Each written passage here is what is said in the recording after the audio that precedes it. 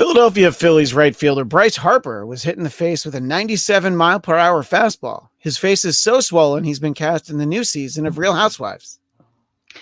Republican members of Congress with medical training released a video urging Americans to get vaccinated. And to make sure it gets seen by members of their own party, they released it on VHS. Kurt Cobain's The Last Session photo shoot will be sold as an NFT.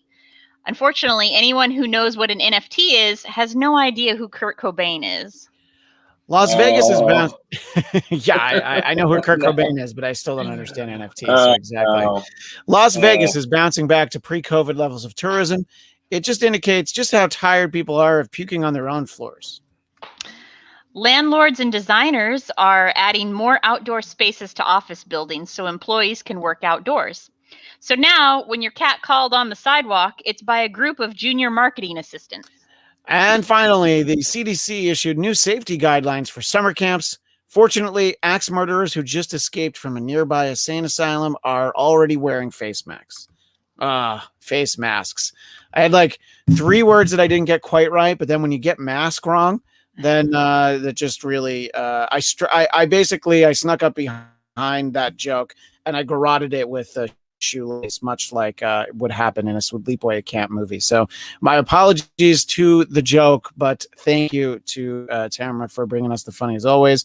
Also here with us is the S-Man himself, Scott Moore, the birthday boy. Woohoo! Yeah, thank you. I can't believe you've finally joined the 30 club, Scott. I can't believe you're finally 30. That's right. This is the craziest thing ever. Yes, we're going with that. Absolutely. I can't believe it. Well,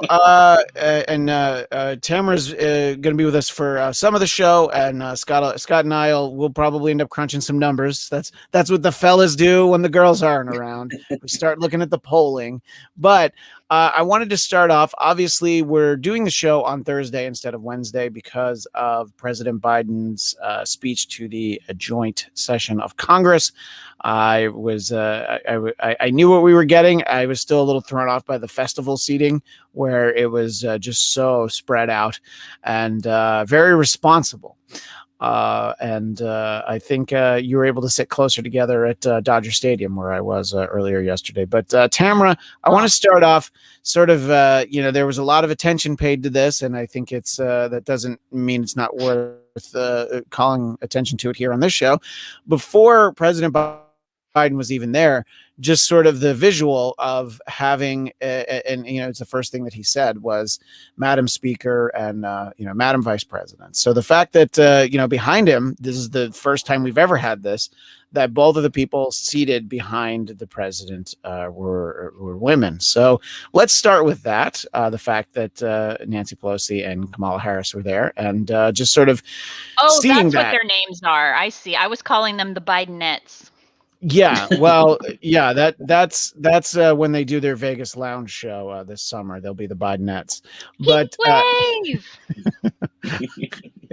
would pay good money to see that. Actually, what did you think when you saw it? It's a far cry from the last time we saw a president address that chamber. Well, I didn't see it. I heard about it and read about it later because I was engaged at that moment. But I'm actually surprised at. Sure, we haven't had that before, but I feel like the amount of attention that has been given to the fact that there were 2 women behind him for this speech, like. I feel like it shows our lack of progress, and I wish that, because he called it out, right? He said it's good the first time that I wish he didn't. I wish, he said Madam House Speaker and addressed it and then moved on, because I feel like it would be more relish of the moment to just appreciate that that's where we are. To call it out is a little I don't know how to articulate how I feel about it. It's like it's not that we're patting ourselves on the back for being this far. It's more like it's not a natural. It doesn't feel as organic a progression, I guess. Well, I don't know if that makes any sense. No, but I mean, it's probably better that the first thought in his head was he probably saw them and he was like, "What's up, ladies?" And then he's like, "Oh no, let me dial it down a little bit from there." Yeah, I mean, it's also historic because it's the first time that the president addressing the Joint House has essentially been the embodiment of Dennis the Menace's next door neighbor, Mr. Wilson, and I thought that that was also something that not enough people paid attention to. But I know what you're saying. It's like, well, we shouldn't have to call attention to it. But then the fact that we do means that it's good that he did, because I tell you that if he didn't call attention to it, that would have been a much bigger story than the fact that he talked about it. It's like, oh, so it apparently wasn't historic enough for Joe Biden. And then it would also turn into like, well, he didn't know who was behind him. Yeah, that would have happened. But I feel like to truly have come a long way. Yeah. We need to stop, marking these things out loud. Yeah. Well, I think that we're a far cry from that, because I'm sure Absolutely. that this combination probably won't happen, too many times. I guess next year you would get it for the State of the Union, but the odds are of having even just Nancy Pelosi there, the Speaker of the House, is something that we'll have plenty of time to talk about. Scott, what did you think, sort of from just a presentation standpoint, and then we'll kind of dive into the substance of what President Biden had to say. Yeah, I mean, unfortunately, I like Tamra, I had plans last night. So that was your birthday. Come on. Hey, yes. So you didn't rent out a movie theater to get all your friends together to watch that speech last night? Yeah, so I did not. And I thought, I would have had time a little bit more this morning, but I've had some crazy work issues. I did kind of watch it on YouTube and try to fast forward through most of it. I will say I understand Tamra's point, especially for her coming from the female perspective about calling it out. But I agree with you, Christian, that it would have been more odd in a way not to have at least taken that moment to say, look at this, because it is historical and it has never happened. And as we said, that the likelihood of it happening after next year, even if Democrats somehow miraculously retain the House, Nancy Pelosi has said she was going to step down anyways. So yeah, I think just calling attention to that, it would have been weirder not to in this case. And I think it would be the same thing. Let's say if Kamala Harris is the next president of the United States or whatever, like it would be odd if she didn't say anything.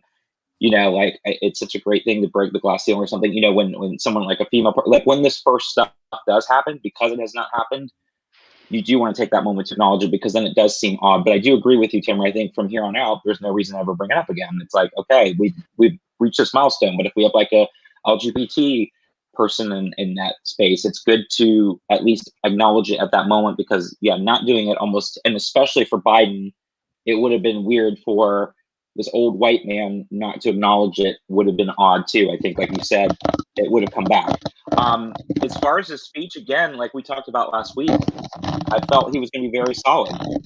I felt he was going to be on it, and he was going to make sure that, he wasn't going to be stumbling, and he wanted to come across as coherent. And I think watching what I saw, he did a really good job about, again, strong speaking, no major gaffes or stumbles.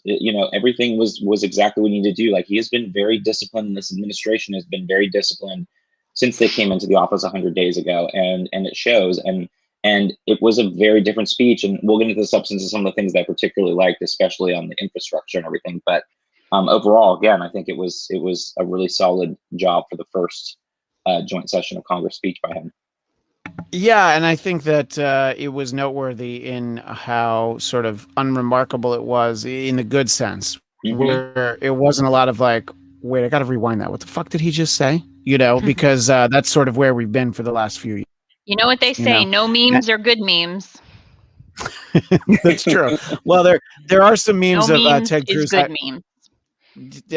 Ted Cruz trying to stay awake is the meme that I've seen. And okay. And honestly, if you're putting Ted Cruz to sleep, you're doing the American people a service, because I think he can't hurt us if he's not awake. So, I thought that I thought that he talked about a lot of things that were, I think, look, in the days leading up, you start to know what it's all going to be about. And there's a universal childcare thing in terms of universal preschool, basically before kindergarten, and that's obviously something that I was well aware of, in the hours leading into it, that he was going to talk about it, because I have a 3-year-old. My son's going to be in first grade next year, so he missed out. But it's I think some of those proposals, and it doesn't have to specifically be that one.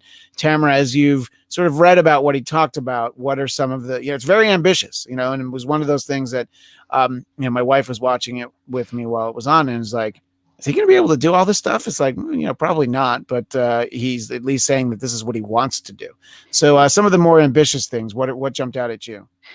Well, I think it's important that he talked about science, like research and becoming more innovative, in medical research and things like that, because we have really fallen behind where the United States was in decades past, as far as, being on the cutting edge of certain clinical research and breakthroughs and things like that. And we've really fall behind. So, it would be nice to become, and that comes to that is due to lack of funding that has been given to into scientific research and medical research and things like that. So it would be great to get back into that.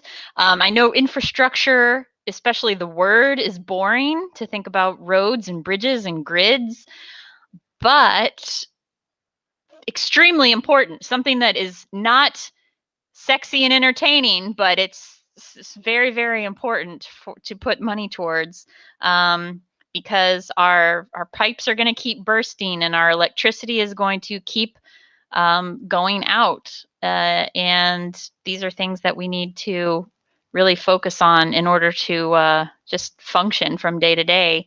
So, yeah, I mean, there was nothing really, like you just said, it was a relatively boring speech, but I mean, it's just sort of like, that's kind of the way politics should be.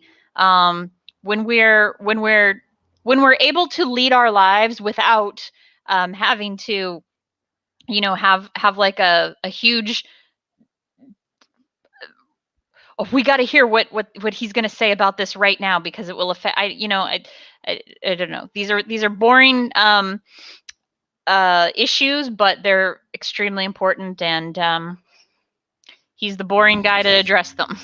Yeah, I mean, he's the boring guy we needed right now to just sort of sit us down and talk to us about these things. Scott, what were some of the things that jumped out at you in terms of, again, ambitious? We can talk about whether or not they'll actually happen, but what were the things that you were, that you thought was most important that he did talk about, that he got to last night?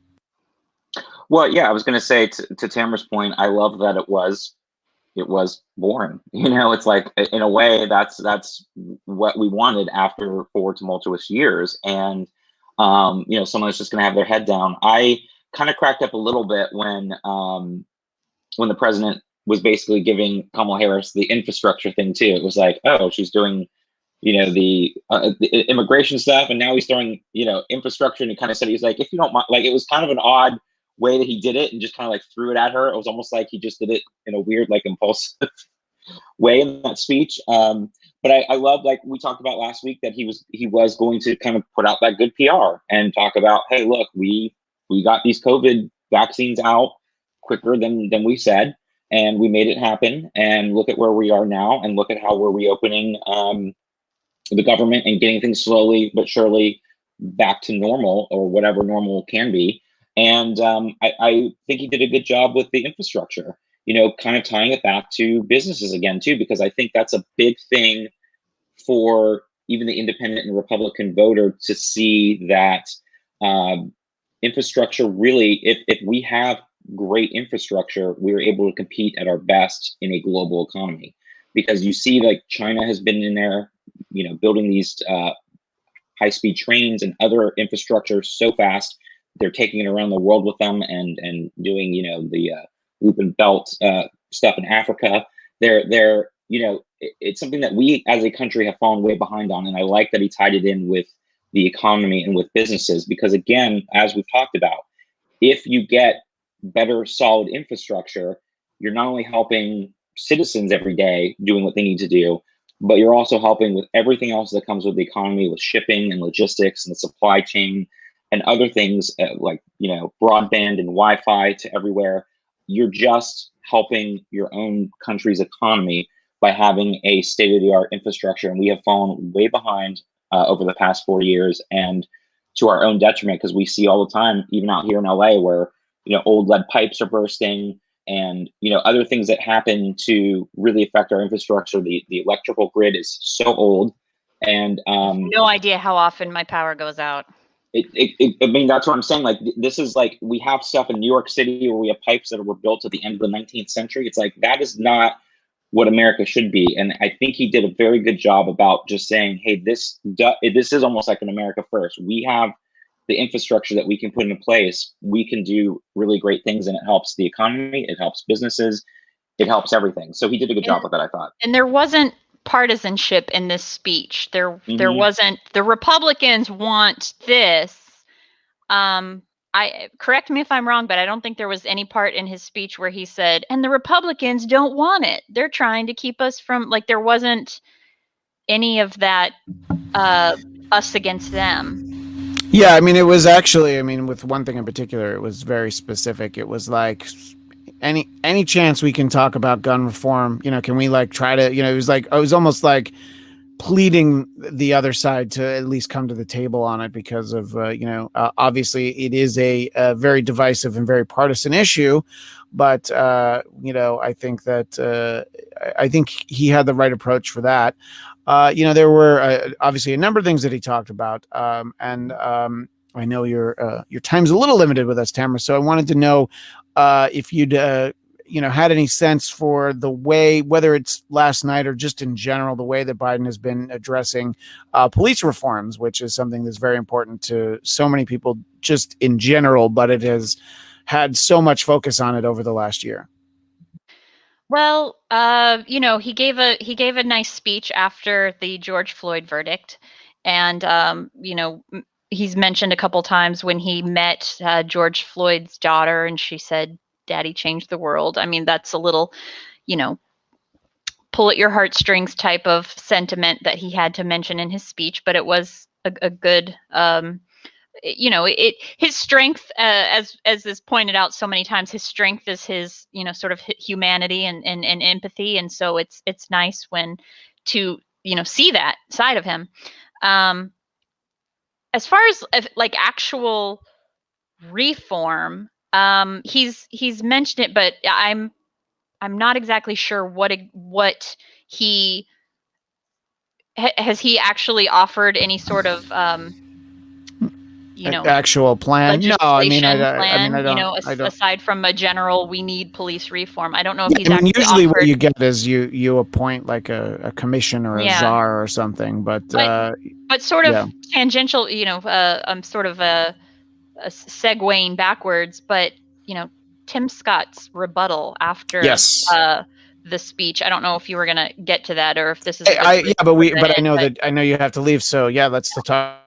But no. Yeah, because I didn't see it, so I only heard about it. So if you should definitely talk about it. Yeah, so he claims that we do not live in a racist America, but yet in the same speech he says that he has been, you know, followed while shopping and targeted by police. So it's like, so which one is it? You know? Yeah, I mean, he's saying that it's not a racist country, but what he described sounds like it. And, you know, I mean, obviously I'm not going to tell anybody how they should feel about things. It's just his message was definitely a little bit confusing. It was a muddled message, and it was definitely pointed. Like, you knew he was definitely talking to the Marjorie Taylor Greens by when he said, you know, people are being targeted by the color of their skin. And by that, I mean telling people that they are oppressors just for the color of their skin. And it's like,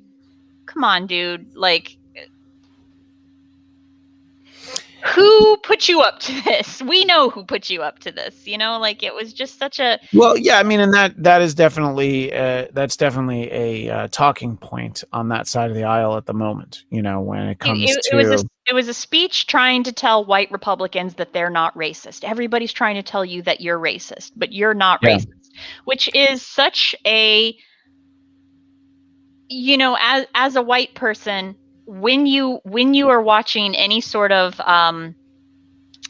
anything where somebody is talking about the problem with racism in America, if you are offended, that means you should look in yourself, because when somebody is saying here's a problem that white people do, that they're not talking to you if you aren't the one that's culpable of doing those things. It's just such a to claim to try to have for him to have to take his time to sort of massage the egos of white people who are feeling offended by the current climate. I mean, it's a waste of time, and it's just not helping anything except for not helping anything, because even that's not even, maybe that's making those people feel better at that very moment, but it's not leading towards any sort of legal progress in anything.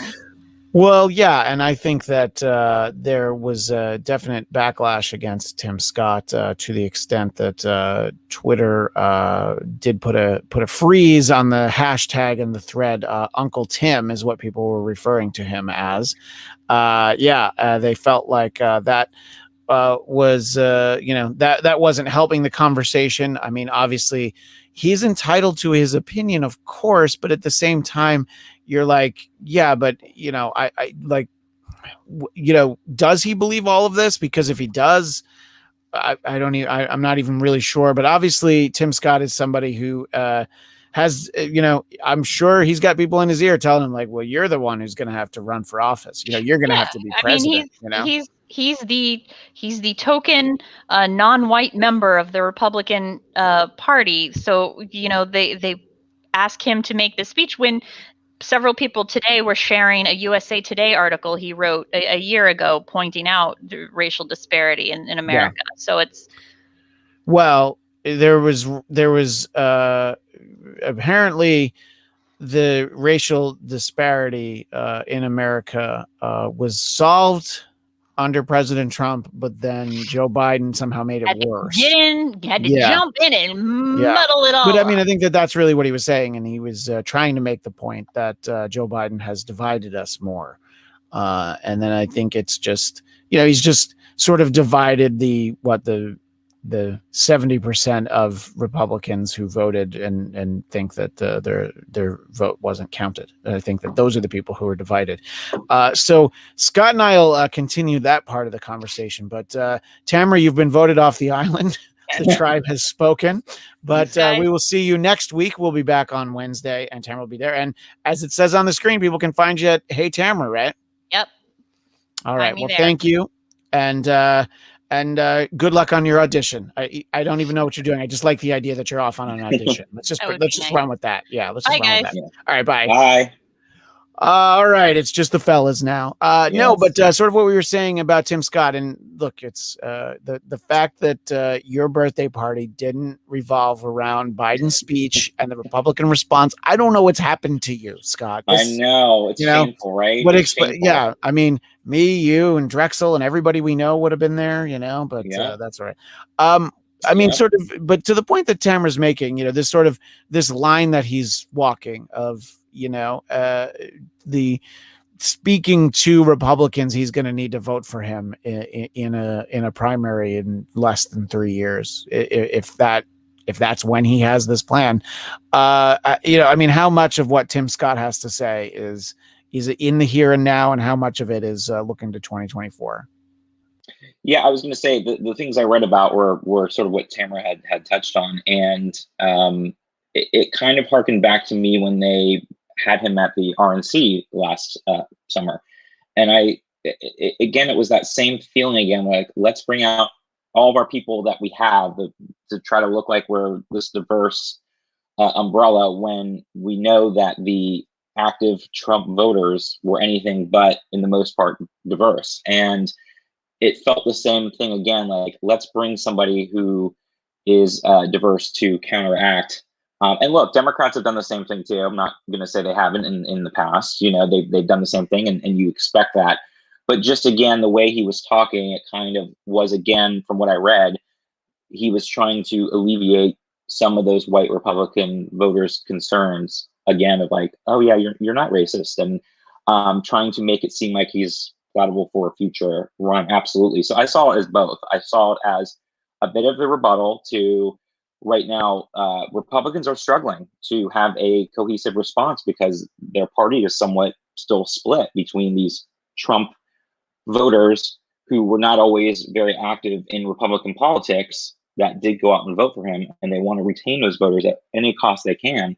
But then you also still have the pro-business, country club type of Republican Party that was more of the George W. Bush and the Mitt Romney side that are not fans of Trump.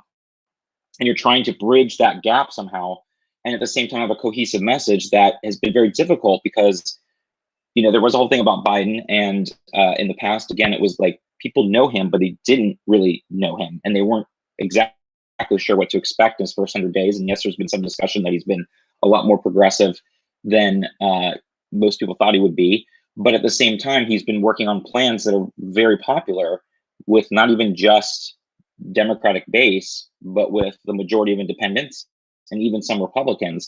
And it's been very difficult because he is a likable guy. It's very different than Trump, and he's been very disciplined during these first 100 days. The Republicans also, not only just being split, have also had a hard time being able to find a cohesive attack line against him. And so Tim Scott, in that sense, was a brilliant choice because you bring someone out who's younger, who sort of reflects the future of the country, has that diversity, comes from a very Republican state freighted with a lot of history, as we all know, in South Carolina.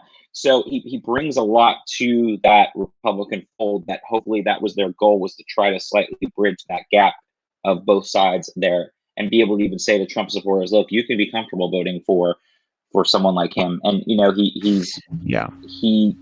achieved that, in my opinion, for them. But I didn't think the speech was that good overall with some of those issues. Yeah, I mean, the one point that Senator Scott made that I think is something that doesn't get enough attention, that I think that there should be some degree of credit paid to the previous administration for the speed in which the vaccine was developed and rolled out. And, I mean, for President Biden to say that, that they were not very cooperative with the handover and they really didn't know what they were going to get until they were there. There are complaints to be made. And I just think that this wasn't the first time, but Biden has made the characterization that, we were nowhere. Well, that's not entirely accurate. And some of it is because private companies funded the money, but there was this drive, this very public drive by President Trump and his administration to develop these vaccines. And oddly enough, his supporters tend to be the ones that don't want to get those vaccines.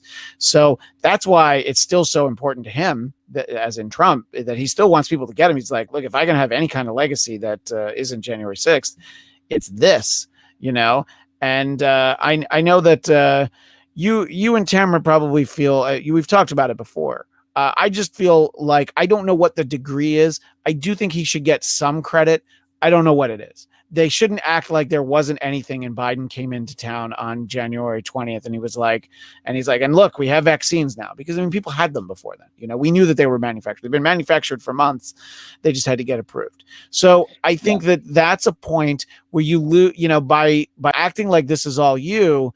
It's like, well, then are there other things that are disingenuous? So I just feel like there should be a cohesive narrative where it's like, and look, it's like Biden being the bigger man. Give him something, just like, yeah, I guess he did all right with that. But I don't know. I always feel like, and Tamara's not here at the moment, but I always feel like you feel like he doesn't deserve to get more credit. President Trump, that is.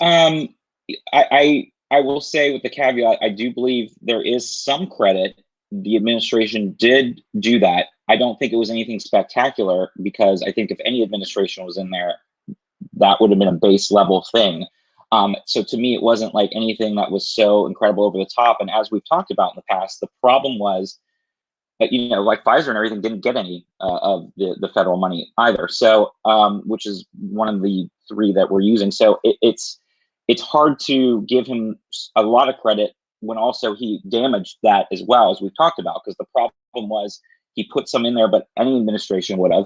But he also, on the opposite side, was not at all supporting having people wear masks, not supporting having people, he didn't do the basic things that he could have done to alleviate the suffering before we were able to get the vaccines into everybody's arms. Not to mention their rollout strategy was also very disorganized, as we've seen. Granted, we can't compare where we'd be right now if Trump was in office right now to where we would be. So it's all a bit hypothetical. But what we can see is where we were at and how disorganized those rollouts were and how disorganized things were last year with getting PPE supplies and having states bid against each other. I mean, there was just no good cohesive rollout. So it's like, the problem is, whatever credit you want to give him, you also have to give him the credit for the very terrible overall response he had for the pandemic from the beginning. And then when the election was over, he was non-existent, and the administration was basically non-existent when these numbers are rising. We're going through that horrible winter surge, which is in comparison to what they're going through in India right now. And that's where I was saying, it's like, yeah, you can give him some here, but then what he did here, but then anything he could have done to give him more credit for that. When he switched into full-fledged sore loser, try to overthrow the election mode, there was no focus being paid on it. So yeah, I agree with you. And so it takes away from any of that stuff that he made, or his administration. Again, that was his administration. He threw money. It's not like he was a scientist that was sitting there creating. It's like if anyone has money and can throw something somewhere, great. And to me, that was a base level that any administration that was in that position would have done. But everything else that he did towards this pandemic completely negated that. And that was the problem I've had all along, which we've talked about. So that, and we've seen, and I think Biden does deserve some credit. And we expect a president I would expect Trump would be crowing all about it now even more. So I expect that any president, fairly or not, gets credit for things that happen on their watch, good and bad. And that's the economy. That's, a lot of these other things. A president will get the credit whether they have that involvement or not. But yes, I would give the Trump administration, slight credit for doing that, but not much because of the way they handled everything else. Right. No. I understand that distinction. And, we don't speak about President Trump nearly as much as we did when he was president. But, he spoke with Maria Bartiromo this morning, and I had no idea. I know about it because so I saw a tweet from Aaron Rupar from Vox, and he tweeted it, and he pointed out that he didn't even know until after the fact. And like Trump calling into a TV show used to be something that everybody carried and dissected every word that he said, and it's like an afterthought. I think it's a year ago, I don't think any of us expected that he was going to be Jerome from Brooklyn calling into WFAN, the sports station, like proposing Yankees trades, because I mean he's just a caller. He does very little on camera. Because when you look that good, you want to make sure that you take the time to get camera ready.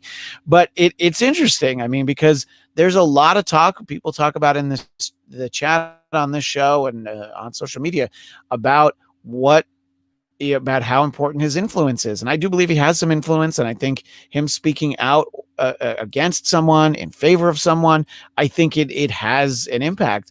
But he's so marginalized. Imagine if he was on Twitter last night, but he doesn't have that, and let's put it this way. I'm just surprised at how little we hear from him, and how when we do hear from him, people are like, meh, whatever, I don't know. I mean, maybe Newsmax has wall-to-wall coverage of everything that he said, but I didn't, it was like an afterthought when somebody, he's on TV. I mean, look, exactly. I mean, and that's it doesn't surprise me. I think, yes, if he was on Twitter and social media, his influence would definitely be a lot greater, because that's what he lives for, is that publicity. But as we've talked about, ex-presidents don't have that much. They're done. And especially, I hate to say it, but even more for someone that loses re-election, they're done, and they're not in power anymore. So that, no matter who you are, you can be a publicity loving person like Donald Trump, and you're still not going to get that same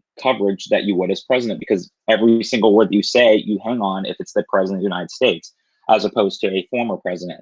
But yeah, he's always going to be there in the background. And as I've said, and I think you said too about the shark, and he's like, he's there. He's like a ghost, and he will come back to haunt the Republican Party, especially as we get closer to the midterms 2024. He will always sort of be there, and that ghost is like, how much of an influence? And he will still be a kingmaker when it comes to the midterms, and there will be a lot of people that are going to want to go down and kiss his ring and get his blessings to run, because he still does have a very big influence on a core part of those voters that went out for him, and those politicians are going to want his support. And he can also sit back and tease that he may run again in 2024, although I doubt it. And I don't know where he's going to be prison-wise or financial, lawsuit-wise or whatever. There's a lot of things that are starting to come out.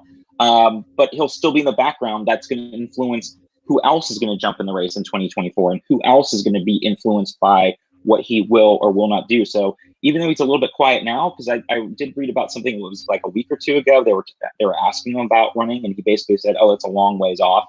Like even he was sort of hinting like, "I don't know if I'll be running, because it's a long time from now." Yeah, like for sure. 3 years to even run. So even he's like kind of like not ready to jump in and say anything at this point. So I think, it's going to be quiet for him right now, because there's not much for him to do at this moment in time. Next year, I think will be a different story. I think we'll see him reemerge. He'll probably have a social media platform either that he's developing or somewhere that he can go to have a little bit more influence, but we'll definitely see more of him and not less as we get closer to the midterm. Well, Mike Lindell has that new social media platform called Frank, that it's like YouTube and Twitter rolled into one. So, maybe he'll buy Frank, and I'm sure that's exactly what Mike Lindell, the My Pillow guy, in case people forget who he is. I know we haven't heard about him in a little while, but he is still out there. There's a sort of an interesting narrative going on right now. The CDC has said that people who are fully vaccinated can feel comfortable walking around outside with masks on, sorry, you're right. Walking around outside with masks off, and they can even get together with people. And there's a few sides of this, which some people are saying, like, nobody in the government should be able to tell me what I can and can't do. And it's like, well, this is just a record. It's like seatbelts, although seatbelts is actually a law, so that's a bad example.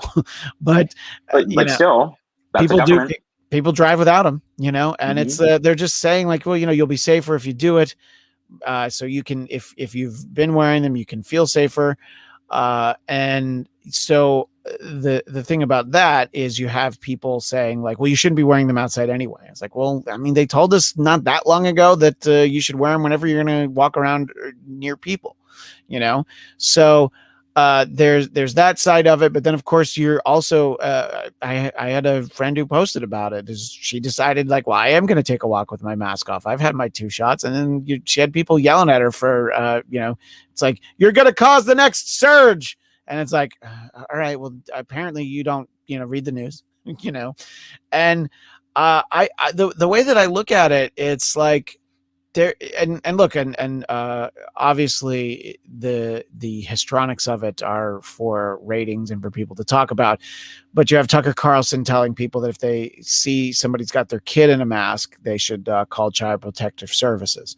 So, and by the way, my kids' preschools make them wear masks. It's like, if you want them to come here, they have to wear them, so it's, maybe Tucker just doesn't have small enough children that he realizes that that's fairly common.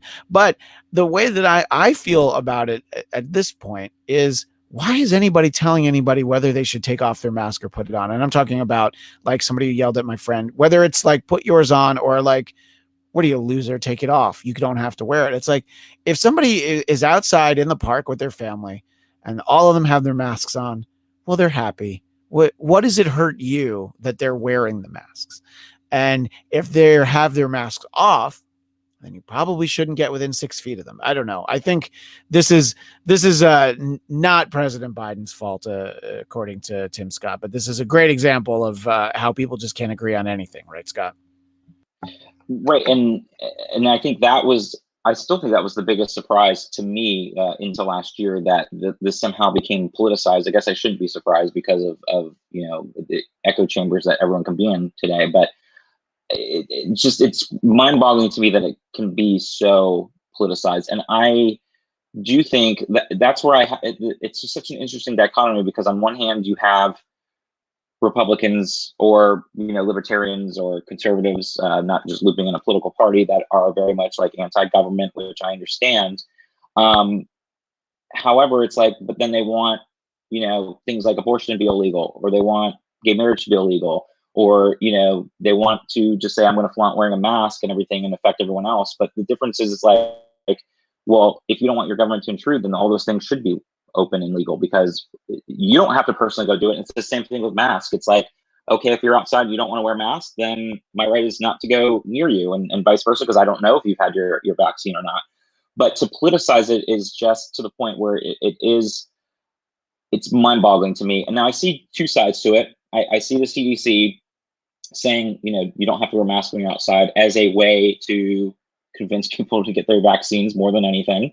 I think that's a way of being able to say, look, because to me, it's like the people that are reluctant to get vaccines, I'm like, hey, but that's real freedom. I understand you have a choice if you want to get a vaccine or not, but the real freedom is knowing that you're safe, that you're not going to be able to get it, and likely 95% chance if you did it's going to be minor, and you'll have the freedom to walk around without a mask. And so it feels very funny to me that people are reluctant to get it, but then realizing then, okay, well, then you still have to wear a mask if you're going to do these things. So I see the CDC doing that in a way to try to be like, well, look, if you get your shots, then you too can walk around without a mask. I will tell you, I look forward to the day of being able to go to the gym and not having to wear my mask, because it is hard when you're doing cardio and you're basically sucking in this mask. It's very uncomfortable. So I do understand that to some degree. And I think, like, if you have it and you're outside and you're jogging, like, it is a lot easier to not be wearing a mask and inhaling your mask every time you're doing hard level cardio. But I do see that as a CDC, that's their way of trying to get people to do it. But I'll also say it is a law in some aspects, because it is a federal law now. Biden signed it for airplanes.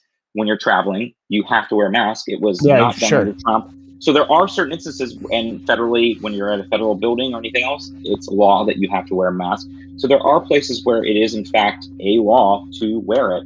And that is the thing. That is the point of having a government. And people forget, yes, I want my individual liberties, but at the same time, you live with 331 million other people in this country. And there are certain things that we as a country have to adhere to for a standard. And as I've said on this podcast many times in the past, there are emergency health directives and everything. And that's why the government does get to have a lot of unilateral power to put these in effect.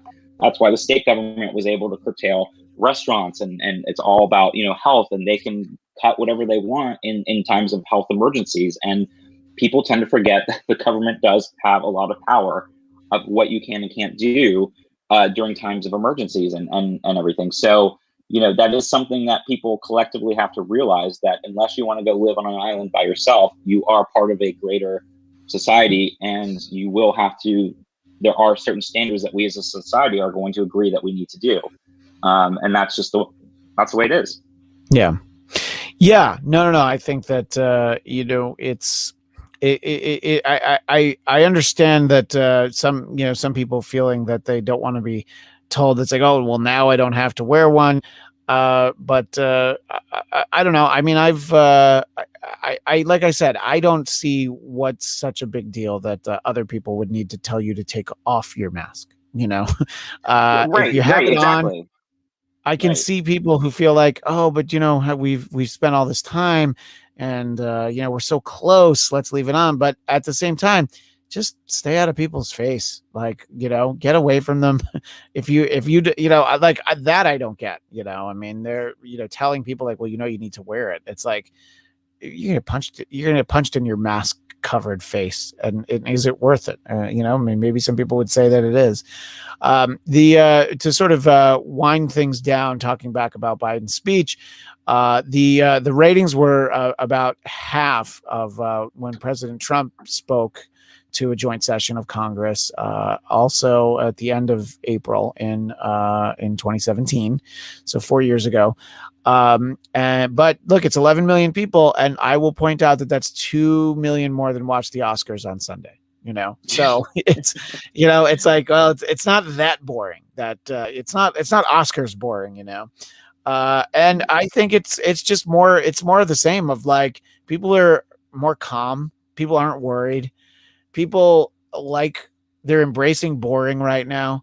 And, you know, I think that a lot of like tuning in to see what Trump had to say, and people who like hate followed him on social media, it was because you were terrified all the time. I don't know. I think I feel like the fact that the ratings are lower, everybody should be like, oh, good. People trust us enough. They're not that worried, you know? What do you think about the fact that, you know, that maybe not as many people watched last night? Neither you or Tamra watched. So, I know, right? I was the same.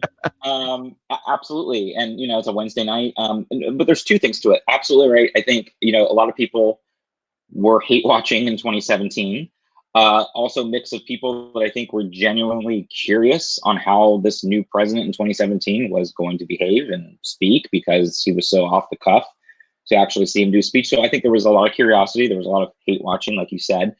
And I also think, yes, we are back to like, okay, we have a boring president administration. We don't necessarily have to tune in. But I think the second part of it is that people are finally being able to get outside of their house again. I mean, it was crazy. Like even last night, I was trying to go get dinner with a couple people at 8:30 at night on a Wednesday night. And yes, we're not full capacity yet at restaurants, but the fact of the matter was, I couldn't even get in. It was like 45-minute hour wait on a Wednesday night, going on 8:45 at night. So I believe the other factor to the lower ratings too are not only do people are more bored, they're like, okay, we, you know, whatever, but there's a lot of people just going out and now being able to live their lives now who have been stuck inside over the past year. And the last thing they want to do is sit there and watch a boring speech by a boring president. You know, they'd much rather go out, and now they're able to, and go have dinner on a Wednesday night outside the house, or go do something on a Wednesday night instead of being stuck like they have over the past year, especially fully vaccinated people, like I was doing with people last night. So I think that's a lot of it as well, that now people are going back out, and that's the last thing they want to do is be stuck in the house, regardless if it's a Wednesday night or anything too. So there's some of that as well. Yeah, I mean, if you think about how hard up people were a year, 13 months ago, I mean, people stayed in their house and watched 7 episodes of Tiger King. Like, that's how starved for entertainment people were, you know, at that point. And I mentioned earlier that I went to a Dodger game yesterday afternoon. I think the capacity there is 15,000 right now. It goes up to 67%, I believe, next week of the stadium. Why are we getting the yellow tier here? Yeah. So the 15,000 that were there, I think if you said to them, it's like, you know, instead of going to the game, do you want to stay home? It wasn't at the same time. This is a hypothetical. Right. Would you like to stay home and see what the president has to say? And they're like, what? No, I mean, for me, it was like almost 2 years since I'd been to a game. I'm like, this is great. And it's like, you know, like whole rows are like zip tied off, and there's like no one next to you. I'm like, oh, can we just leave like this? Can we stay in this tier where everything is like quarter or half capacity, you know? I agree with that too. I really actually like that. I was like, I like being in the movie theater and it's blocked around you and in front of you. I'm like, this is great. Can we just leave this way? Yeah. I really do actually love it. Like you just don't have everyone squeezing up against you and trying to watch something. And someone tall right in front of you. You don't have to worry about that movie theater. Yeah. And I'm going to Staples in a few weeks to see the Clippers and Knicks. And it's the first time I've been there in years. And I was thinking back again to this time last year. And I think that's even more of a driving force for people, because this time last year, everything was completely shut down. Yeah. And we're talking about even Republican-led states at this point. So this is like this time of year is great for most people. It's still not too hot. It's not too cold. People want to be outside. People want to go do things. It's getting lighter, longer. So, I think if there's a choice after being stuck in their house the past 13 months, what are they going to do? They'd rather go out knowing that, yes, we have a boring president. We don't need to sit there and listen to that. We'll get the Cliff's Notes like I did. afterwards. Yeah. So we've either all gotten shots, we've got appointments for them, or we're not getting them because we're afraid of them, but we're still ready to go out there. And before we started the show, I was reading that July 1st, New York City is going to be open at 100%. And we've talked on this show because we live in Southern California that, there's a lot of indications, like the Hollywood Bowl having a full season. And you're like, this is crazy. And I think, next week, maybe we'll talk a little bit more about what's going on in India because, you referenced that earlier and you see, and it's almost like you can't wrap your head around how that happened while the rest of us, not even the rest of us. It's like, I've said this before on the show. It's like you think about how much people have hated America forever. But like, let's just go George W. Bush onward. The amount of hate that we had, the fact that like we're like, oh yeah, we're getting these good vaccines, not the ones that we send to you, and we're going to concerts, we're going to sporting events. Sorry that you guys are, they're still under lockdown in the UK, aren't they? Yeah, it's not as restrictive now, and I know they are having flights going back to London and everything, and obviously the EU. And again, another reason to get vaccinated is that the EU is going to be opening up to tourists from America that are vaccinated to fully go and not have, travel as normal. So that's another reason that it will convince some folks to get vaccinated, and obviously eventually when cruise ships open up and everything else. But yeah, I mean, it is a huge dichotomy, and we've talked about this too. There's also a trust factor with America as well. And it's not just the whipsaw back and forth with Trump, but it sort of started with George W. Bush this whole century. It's like, okay, we had one thing with Bush, then we had another thing with Obama, then we went back again with Trump. Now we're going back again with Biden, and a lot of countries around the world are like, how do we trust you guys? Because there's no consistency. What happens now in 4 to 8 years when there's another Republican or someone else in office that's now going to switch things back?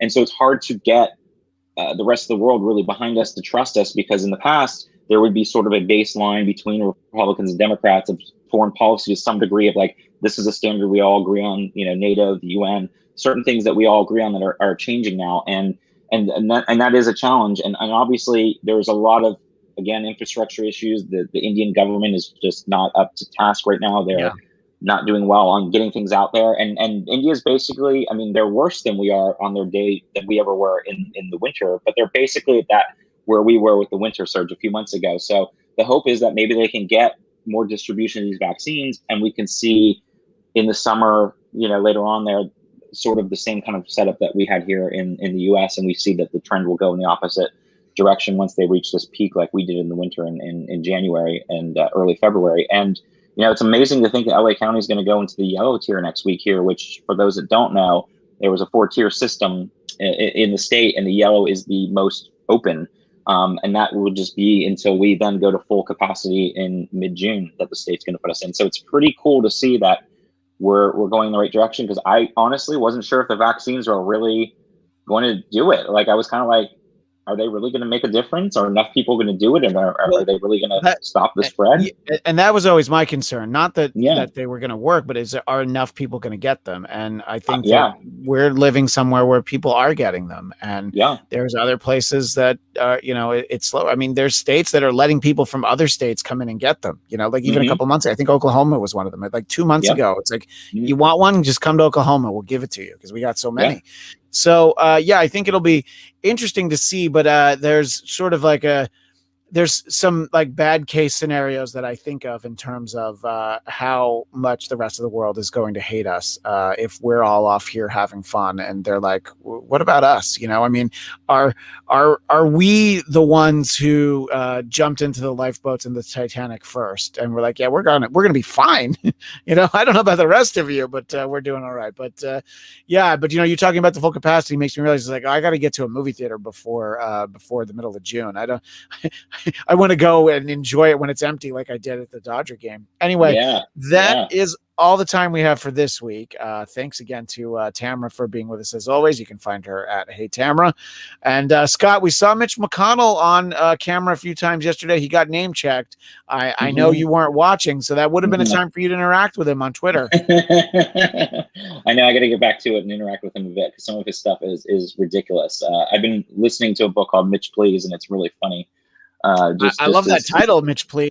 Yeah, it's really funny about just him and it's sort of his history of Kentucky and all that, and really most Kentuckians don't like him at all, but he has influence as a powerful senator, and he's got an R next to his name. But it is fascinating read for sure. All right, and at SMN80 is where they can do That's that, and you true. can follow me on Twitter and Instagram. SMN80. At Christian DMZ, and you can subscribe to the Blackcast YouTube channel for the Blackcast and Marvel Movie Talk, which is a show that we have Fridays at 2 p.m. Pacific, and of course this show, which will normally be Wednesdays at 11 a.m. Pacific. Scott will be on assignment next week, but we'll see him again early in May. Yes. Well, thanks so much, everybody in the live chat. And to Scott and Tamara, we will, of course, see you next time. Bye.